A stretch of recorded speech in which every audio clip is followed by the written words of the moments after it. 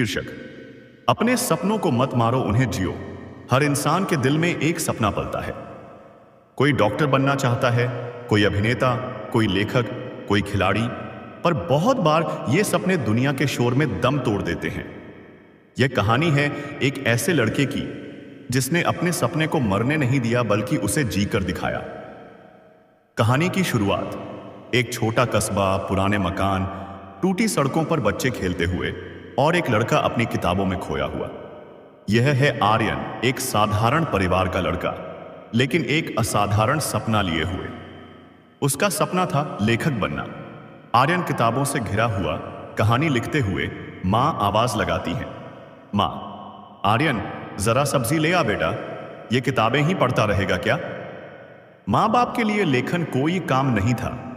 उनके लिए सपना वही था जो सरकारी नौकरी में बदले।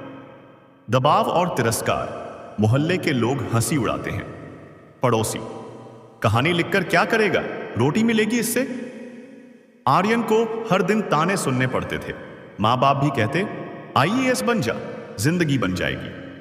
आर्यन कोचिंग क्लास में ऊबता हुआ बैठा है, लेकिन उसकी आंखें खिड़की से बाहर उड़ते पंछियों को निहार रही हैं। आत्मसंघर्ष और सपनों की पुकार। रात के 2 बजे सब सो रहे हैं। आर्यन चुपचाप डायरी में कुछ लिख रहा है। उसका दिल कहता, तू लिख, तुझे जीना है अपने शब्दों में। लेकिन दिमाग कहता, दुनिया की सुन, प्रैक्टिकल बन।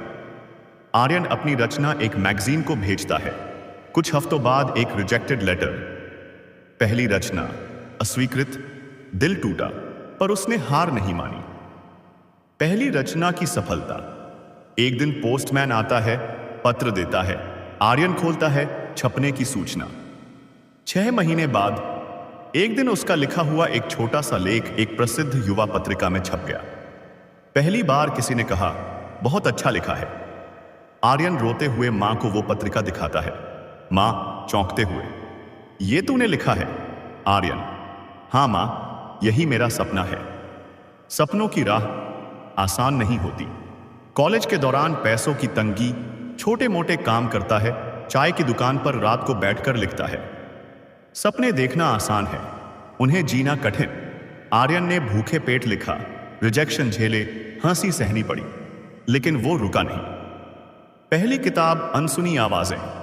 आर्यन एक छोटी पब्लिशिंग हाउस में जाता है, खुद पैसे देकर किताब छपवाता है। 2018 में उसकी पहली किताब आई, अनसुनी आवाजें। पहली बार एक किताब स्टॉल पर उसकी किताब बिक रही है, लोग खरीदते हैं। प्रेरणा बन गया आर्यन। कुछ साल बाद एक कॉलेज में मोटिवेशनल सेशन चल रहा है। स्टेज पर आर्यन बैठा है। मैं सिर्फ इतना कहूंगा, अगर आपका सपना सच में आपके दिल से जुड़ा है तो दुनिया की कोई ताकत उसे मार नहीं सकती सिवाय आपके। अंतिम दृश्य वो ही पुराना कस्बा, लेकिन अब बच्चे एक बुक स्टोर के बाहर आर्यन की किताबें पढ़ते दिखते हैं। आज आर्यन एक सफल लेखक है जिसने न केवल अपना सपना जिया बल्कि कई और दिलों में सपनों की लौ जला दी।